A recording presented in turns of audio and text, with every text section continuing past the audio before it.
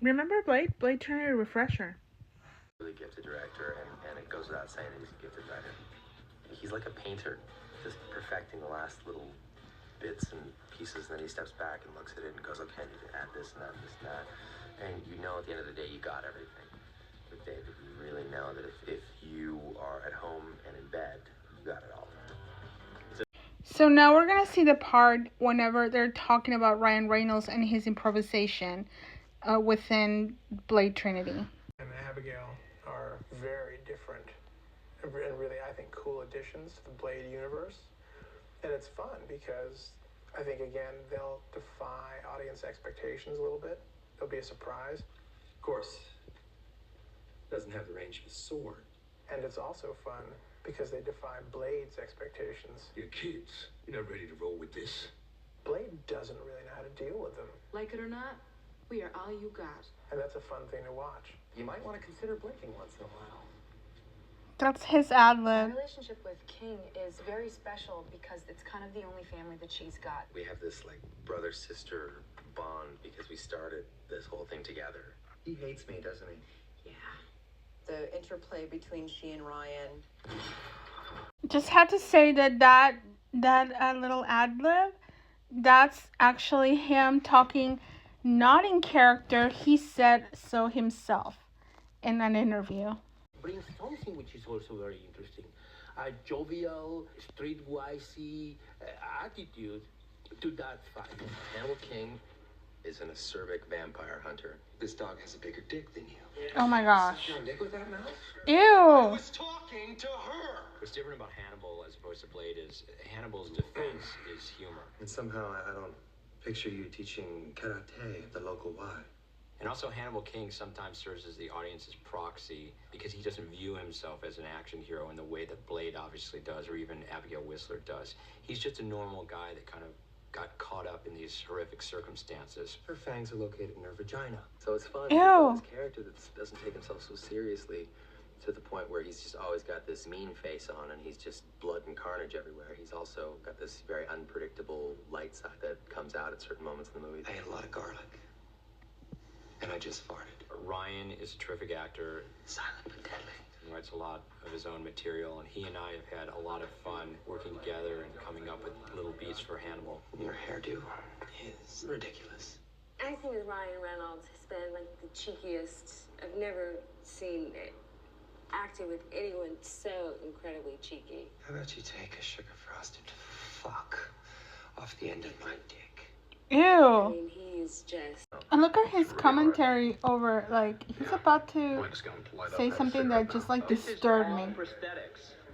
We've got a prosthetic six-pack on him. It took 4 hours to apply. I'm actually a 4-year-old Asian peasant girl. Yeah. What? First pitched the idea of doing a Blade film to New Line. I pitched them 3 films, and they thought I was crazy at the time. This was back in 1994, so it was 10 years ago. David K. broke the mold. We really try to defy expectations. And it's kind of cool because nobody ever expects these movies to be any good. It was least likely to be the pioneer of this incredible renaissance of comics to film. Originally, the studio had envisioned doing a much more low-budget, almost blaxploitation film, a $6 to $8 million film.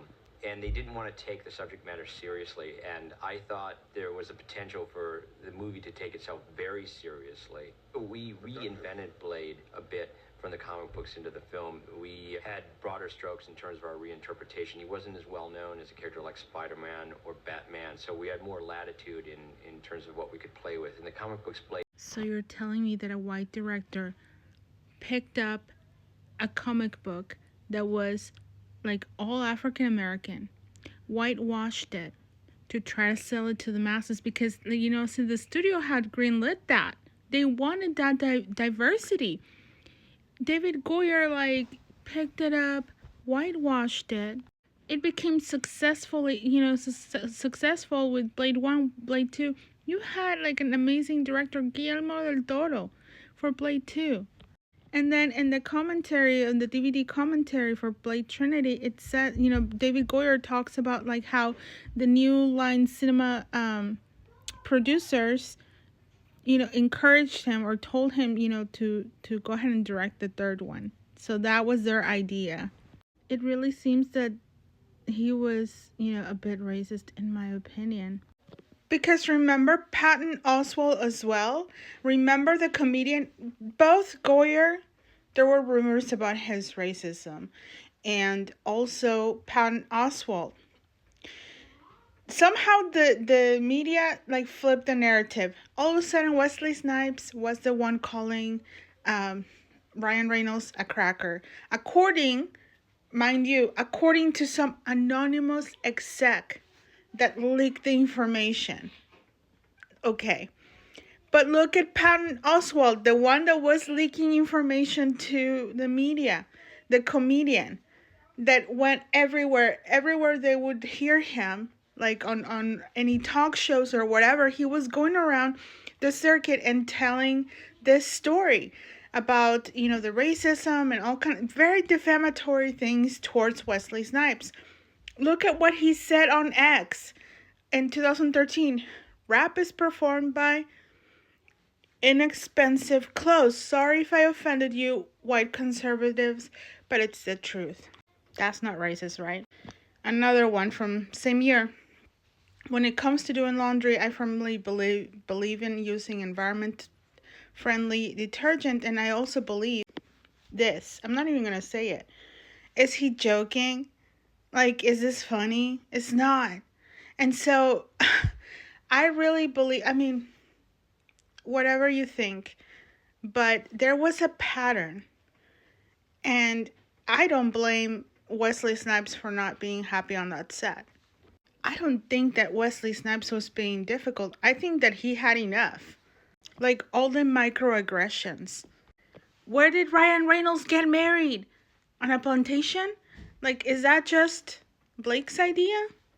Anyway, keep this in mind because we're going to do part 3 of It Started with Blade, like our deeper dive into how, leading up to Deadpool, basically. Coming up tomorrow.